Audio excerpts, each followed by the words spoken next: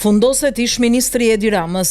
Peshkaqeni apo ujku i korrupsionit në shëndetësi, Ilir Beqaj shkon për gjykim nga korrupsioni të mashtrimit dhe fshehja e pasurisë. SPAK çon për gjykim ish ministrin e shëndetësisë Ilir Beqaj. Prokuroria e posaçme ka paraqitur kërkesën për gjykim ndaj 11 pandehurve, ku përfshihen edhe subjekte tregtare në gjykatën e posaçme të shkallës së parë. Ilir Beqaj shkon për gjykim lidhur me çështjen sa SPAK, pasi bëri kërdin me fondet e huaja që ju akordoheshin Shqipërisë. SPAK ka ngritur 6 akuza ndaj Ilir Beqajit që nisin me korrupsionin dhe përfundojnë me mashtrimin e kryer në bashkëpunim. Siç njofton SPAK, në përfundim të hetimeve për procedimin penal numër 190 viti 2023, prokuroria e posaçme ka paraqitur kërkesën për gjykim ndaj 11 pandehurve. Ilir Beqaj, Ermal Kurtulaj, Gazment Haxhia, Alfred Nikola, Elton Marini, Bjona Ziaj, Bledar Leka, Marinela Jazoj dhe Emira Topçiu. Referuar subjekteve tregtare në këtë dosje ato janë Landwest International SHPK dhe Nine Service Int SHPK. Por për çfarë akuzohen konkretisht këta të pandehur? Për korrupsion pasiv të funksionarëve të lartë shtetëror kryer në bashkëpunim, për shkelje të barazisë së pjesëmarrësve në tender apo ankande publike kryer në bashkëpunim, për falsifikim dokumentesh, për mashtrim me pasoja të rënda, për mashtrim kryer në bashkëpunim në disa raste, si edhe për fshehje dhe mosdeklarim të pasurisë në rastin e ish-ministrit Ilir Beqaj. Ndërkohë në kuadër të hetimeve është vendosur sekuestro preventive mbi pasurinë e paluajtshme apartament me vendodhje në Lungomar e Vlorë dhe disa llogari bankare, pasuri që janë sekuestruar të pandehurve.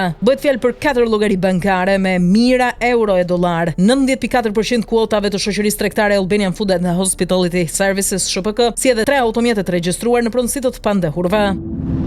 Prokuroria e posaçme kundër korrupsionit dhe krimit të organizuar, SPAK, ka dorëzuar në kuvend raportin e punës për vitin 2024. E vendosur në luftën kundër krimit të organizuar dhe korrupsionit, SPAK thekson në këtë raport se gjatë vitit 2024 rezultojnë 33 ish zyrtar të lartë nën hetim, 2 prej tyre të regjistruar në 2 procedime të ndryshme, secili nga të cilët 19 zyrtar janë dërguar në gjykatë me kërkesë për gjykim. Prokuroria e posaçme bën me dije se edhe në këtë vit janë përgjuar masivisht telefonat e të dyshuarve, përpos mbi 3.000 telefonave të përgjuar.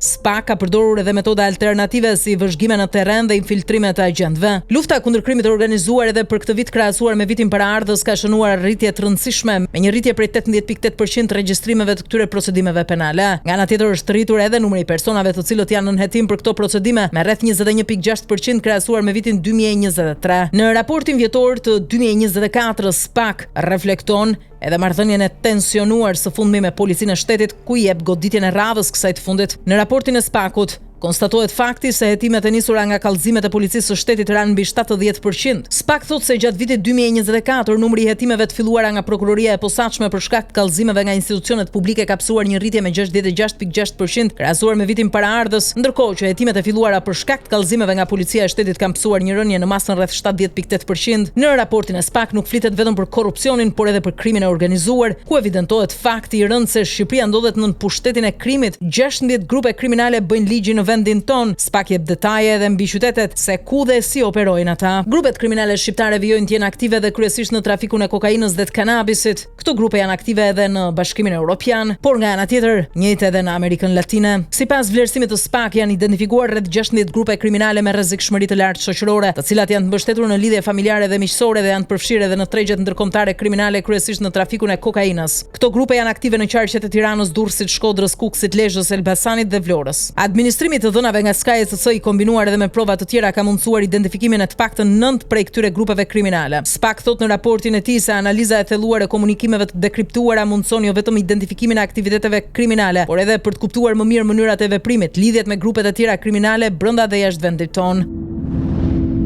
Babloku premton për ditë pasaportën e Bashkimit Evropian. Shumë mirë bën deri këtu, por kemi një pyetje ne. A e merr dot pasaportën e Bashkimit Evropian kur nuk e ujë dhe drita? Pyesni pak dhe na ktheni një përgjigje brenda mundësive sigurisht. E themi këtë sepse sot në hapësirën e tij të propagandës në rrjetet sociale, kryeministri Rama i vu në dukjes se në Durrës nuk ka ujë. Si i bëhet? Au sikletos kryeministrit, do thoni ju nga kjo? Fare. Madje i tregoi vendin qytetarit durrsak që ju ankua duke i thënë se ai nuk ka shkop magjik që t'i sjell ujë. Shkop magjik nuk ka. Por Amata përsëris. Çfarë është bërë dhe çfarë është investuar për ujin e pishëm në këto 3 mandate nuk është bërë dhe nuk është investuar në dekada e dekada të tëra të marra së bashku. Dhe mos harro, në rang vendi kur ne morëm detyrën kishim vetëm 4 zona urbane me 24 orë ujë. Nga ana tjetër, Rama vazhdon fushatën e tij me bufin e kënetës, siç e quan ai Sali Berishën. Kryeministri ka postuar në rrjetet sociale takimin e Berishës me biznesin e fasonerisë në qytetin e Durrësit dhe ka shfrytzuar një gabim që ka bërë Berisha gjatë fjalës së tij, duke i vendosur sipër zërin tallës të bufit. 2 prilli e çoi sot Berisha në Shkodër, ku mori pjesë në ceremoninë përkujtore të 4 martirëve të vrarë më 2 prill 1991. Berisha e krahasoi aktualitetin politik me diktaturën e kaluar, duke e cilësuar qeverisjen e Edi Ramës si një regjim të bazuar në krim dhe terror. Sipas Berishës, kryebanditi e ka emrin Edi Rama. Kjo band ka një kryebandit në krye që quhet Edi Rama. Sakrifica e martirëve të Shkodrës është më frymëzuese se kurrë. Më 11 maj duhet kthejmë dritën e lirisë në Shkodër dhe në mbar Shqipërinë, deklaroi Berisha. Ky i fundit i bëri thirrje qytetarëve që zgjedhjet e 11 majit të jenë një moment për rivendosjen e votës së lirë në vend. Ne po konkludojmë 2 pika nga retorika e Berishës sot. E para ka të drejtë për ato që thotë dhe e dyta, ai është ndihmësi dhe kontributori kryesor që situata është ashtu siç e thot ai dhe që nuk ka asnjë shans të ndryshojë. Kaq. Lulzim Basha vazhdon lojën publike me Edi Ramën me shpresën se ndonjë vot nga ato të Berishës edhe do ta kap me këtë reklam kaq të madhe sapo i bën Babloku. Në reagimin e sotëm Basha këshilloi dashurinë e tij Edi Rama të ketë kujdes pasi me ardhjen e amerikanëve në SPAK po bjen sirenat e burgut. E këtu Basha bën edhe një pyetje retorike ku sipasoj kryeministrit do t'i shtohen shokët në qeli ku mund të hyjë edhe vet. Oram po më vin ankesa që nuk i jep përgjigje njerëzve tek ajo rubrika e mëngjesit që bën ti hu. Të kam pyetur pse s'përgjigjesh për amerikanët që janë kthyer në SPAK, e me që ke thënë që syri dhe lidhja e tyre janë euroatlantikët, më pyesin mua çfarë ka Rama që nuk je përgjigje? Pse nuk them përgjigje Orame? Kthej njerëzve përgjigje tani që u kthye Amerika në SPAK, a ndryshon ndonjë gjë apo trashet 77 baras me 313? Orame filluan sirenat e policisë më duket. Shpreh Basha. Misioni OSBE Odirit ka nisur punën për zgjedhjet parlamentare të 11 majit, por puna është se vëzhguesit të cilët do të jenë 300 në terren para dhe gjatë zgjedhjeve thanë sot një të vërtet që shuan iluzionet e çdo kujt se ata nuk bëjnë më shumë se sa shohin dhe mbajnë ndonjë shënim që e hedhin më pas në raport, se nëse Rama, Berisha e të tjerë në këtë pyll blen vjedhin, ndërhyjnë e të tjerë, këta nuk i bëjnë dot gjë. Por kur u pyetën se këtë herë do t'i jap një dorë edhe SPAK-u për krimet zgjedhore, ata u munduan të distancohen duke thënë se këto janë punë të drejtësisë dhe ata nuk kanë këtë lloj roli. Në ditën botërore të autizmit, Oriola Pampuri ka demaskuar qeverinë e Edi Ramës. Deputetja thotë se kjo kategori është lënë në harres nga qeveria, pasi kjo e fundit bën dhe ditë bëj vetëm propagandë boshe. Mbështetja që e shteti është minimale dhe nuk është rritur prej vitesh, por thjesht është indeksuar sikur ndodh me pensionet dhe kjo nuk mjafton. Kjo kuotë është ulur duke u bazuar te vlerësimi biopsikosocial dhe përfshin përfitimin në pagesë dhe për shërbimin e ndihmësit personal, nevojat higjieno-sanitare, përfitimin për nxitjen e shkollimit, si edhe masat e tjera për zbutjen e varfërisë si kompensimet e ndryshme. Kjo shpërndarje e përfitimeve sipas statuseve ka krijuar një përshkallëzim të pagesave që nuk përligjet plotësisht në të gjitha rastet me shkallën e nevojave funksionale të individëve në këto kategori, krahasuar me kategoritë e tjera, ndërkohë që ka krijuar një pabarazi shoqërore në shpërndarjen e përfitimeve, thot ajo. Prioritet nuk janë ata që kanë vërtet nevojë, por janë ata që ka nevojë qeveria të shpërblejë me tendre koncencione me paratë e shqiptarëve, të cilët u duhen për të shtuar pasuritë e tyre të miqve të tyre dhe sa herë ka fushate u duhen vota, ata i kanë të gatshëm të u sigurojnë me para karriket për 4 vjeçarët e ardhshëm, me hallin e çdo kujt nuk bëhet as propaganda as fushat, por as nuk mund të vëshlojra siç kanë bërë qeveritë në këtë vend. E mbyll deklaratën e saj deputetja Pampuri.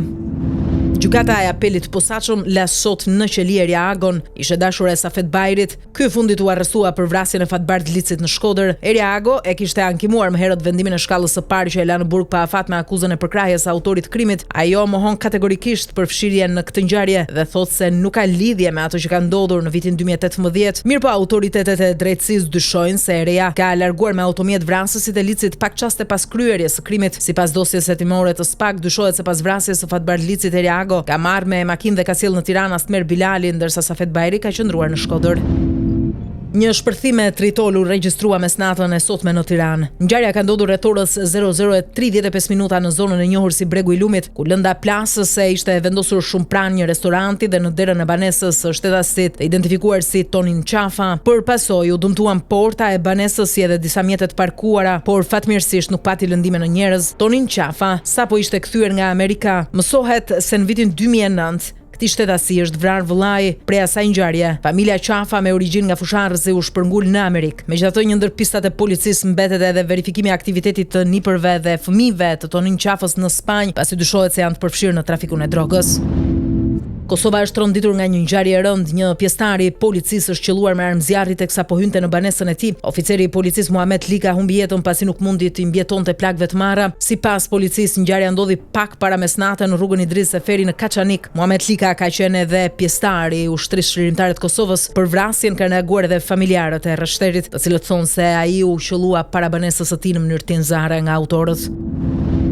Skema e njohur e mashtrimit për zhvatje që u ndodh atyre që janë pasur i pas ka ndodhur edhe Bexhet Pacollit. Politikani dhe biznesmeni nga Kosova ka denoncuar një skemë mashtrimi që po kryhet në emër të tij në Shqipëri. Pacolli thotë se personat caktuar kanë arritur që të kopjojnë të dhënat dhe numrin e tij të telefonit dhe përmes WhatsAppit kërkojnë para në emër të tij. Ai thotë se personat kanë kërkuar shuma nga 10.000 deri në 95.000 euro me pretekstin se i duhen urgjentisht. Siç tregon Pacolli, disa persona kanë rënë pre këtij mashtrimi. Ai thotë se në dieni të kësaj skeme mashtrimi u vu nga një mik i tij një ditë më parë, i cili e kuptoi se nuk ishte ai nga mënyra e të shkruarit. Bexhet Pacolli apelon qytetarët që nëse marrin mesazhe të tilla të denoncojnë menjëherë në polici.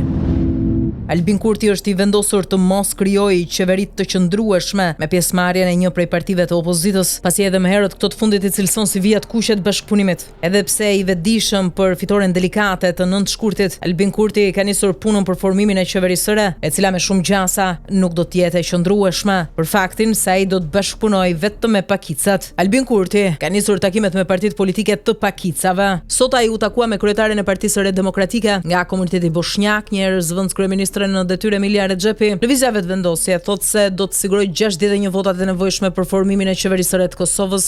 Ndërkohë, për të formuar një qeveri të re me bazë të gjerë e të sigurt, Albin Kurti kishte edhe mundësi të tjera nga radhët e opozitës, pasi edhe pse Lidhja Demokratike dhe Aleanca për Ardhmërinë e Kosovës hodhën poshtë mundësinë e bashkëqeverisjes me lëvizjen vetëvendosje, Partia Demokratike e Kosovës dhe Nisma Socialdemokrate nuk vendosën vija të kuqe për një koalicion të mundshëm mes tyre. Një ngjarje horror që i kalon skenarët e filmave më thriller në histori ka tronditur Italinë dhe Shqipërinë. Studentja shqiptare 22 vjeçare që rezultonte e zhdukur prej një jave në Rom është gjetur e pajet, trupi i së cilës ishte futur në një valixhe dhe ishte hedhur në një zonë të pyllëzuar pranë kryeqytetit italian. Ilaria Sula u zhduk më 25 mars në zonën Furio Camillo, ku jetonte në një apartament që ndante me disa shoqe pasi ishte studente në La Sapienza. Familjarët e shqiptares Ilaria Sula kishin shprehur shqetësimin e tyre mbi fatin e 22 vjeçares pasi kishin bërë denoncim në polici për zhdukjen e saj. Valixhen e mbyllur me trupin e viktimës e kanë parë kalimtar të rastit, të cilët më pas kanë njoftuar autoritetet. Sipas hetimeve paraprake, e reja ishte e lidhur së fundmi me një shtetas Filipinas, i cili u identifikua dhe u arrestua me akuzën e vrasjes me dashje dhe fshehje të kufomës. Hetimi mori kthesën drastike gjatë natës kur hetuesit mbërritën në banesën e të dashurit të saj me origjinë filipinase. Nga hetimet rezultoi se 23 vjeçari e ka vrarë 22 vjeçaren shqiptare duke e goditur me thik dhe më pas trupin e ka futur në një valixhe të cilën e hodhi në pyll. Mirë po orët e para pas ngjarjes për të humbur gjurmët, autori ka avijuar të përdorë celularin e viktimës. Pas arrestimit, 23 vjeçari pranoi autorsinë e ngjarjes. Ndaj tij rëndojnë akuzat e vrasjes me dashje dhe fshehje të kufomës. 22 vjeçaria kishte dalë që mbrëmjen e 25 marsit, por pa u përshëndetur me shoqet me të cilat jetonte në të njëjtin apartament, ku më pas nuk i është përgjigjur as mesazheve të tyre në rrjetin e WhatsApp. Ema e viktimës tregon se e ka kuptuar që mesazhet që i vinin nuk ishin nga vajza e saj, pasi thotë se e bija e kontaktonte vetëm me video dhe jo me mesazhe të thjeshta. Mark Sampson, ish i dashur i 22 vjeçares, ishte student arkitekture dhe punonte në McDonald's. Ende nuk dihen arsyet pse ai e ndërmori këtë akt njerëzor. Ndërkohë, vëllai i viktimës ngre pyetjen e madhe se pse e bëri. Nuk mund ta shpjegojmë pse e bëri, nuk e kuptojmë pse e bëri, vetëm ai e di. Kam folur me motrën herën e fundit 2 javë më parë sepse ajo erdhi të na vizitoi në Terni. Ajo ishte e qetë dhe nuk më thoshte për këto probleme. Pastaj vetëm mesazhe. Të dashurinë e saj e njihja, ishin një vit bashk, por u ndan, thot ai.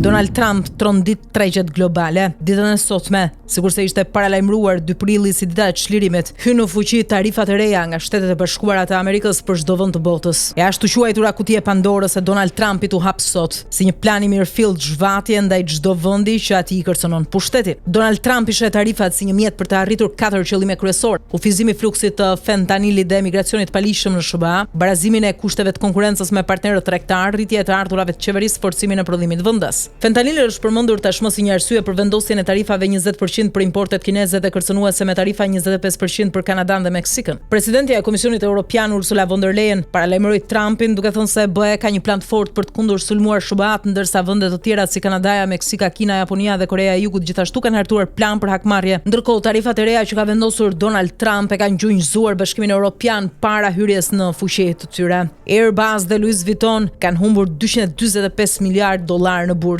Kaosi në të cilin u fut sot bota fal vendimit të Donald Trump E pranoi edhe shefja e Bankës Europiane, Christine Lagarde, deklaroi sot se këto tarifa do të kenë pasoja në të gjithë botën. Do të jetë negative në të gjithë botën dhe dënësia e kozgjatja e ndikimit do të ndryshojë në varësi të fushë veprimit produkteve të synuara, sa kozgjat, nëse ka apo jo negociata. Të mos harrojmë shumë shpesh këto përshkallëzime tarifash, sepse ato rezultojnë të dëmshme edhe për ata që i vendosin çojnë në tavolina negocime ku njerëzit ulen dhe bisedojnë e përfundimisht heqin disa nga këto barriera, thot ajo. Paketën me tarifa të reja për secilin vend e për secilin produkt që kishte paralajmëruar edhe më herët Donald Trump e shpalli ditën e sotme në kopshtin e trëndafilave në Shtëpinë e Bardhë. Izraeli e ka thyer me kohë pushimin, por kryeministri i tij Benjamin Netanyahu vazhdon ta zgjerojë hartën e luftës në Gaza me bekimin e mikut të tij, presidentit amerikan Donald Trump. Së fundmi, Izraeli ka kërkuar palestinezëve të largohen nga rripi i Gazës. Autoritetet në Izrael raportuan sot për një zgjerim të madh të operacionit ushtarak në Gaza, duke përfshirë kapjen e zonave të mëdha të tokës që do të inkorporohen në zonat e sigurisë së Izraelit. Ky operacion përfshin edhe një evakuim në shkallë të gjerë të popullsisë së Gazës nga zonat e luftës. Ushtria izraelite njofton banorët në zonën jugore të Rafaut të Gazës të lënë banesat e tyre dhe të lëvizin në pjesën veriore. Në fakt, kjo ishte paralajmëruar që në muajin e kaluar se Izraeli po bënte plane për një ofensivë të mundshme të madhe toksore në Gaza që do të përfshinte dërgimin e 10 mijëra trupave në luftime për të pastruar e pushtuar zona të mëdha të enklavës palestineze. Mbrojtja civile e rripit Gazës në ndrejtimin e Hamasit thotë se për pasojë kanë humbur jetën 15 persona, përfshi fëmijë në 2 sulmet e fundit izraelite, ndërsa japin alarmin se në vend po mbarojnë furnizimet me ilaçe dhe ushqime, duke paralajmëruar kështu një tjetër krizë humanitare.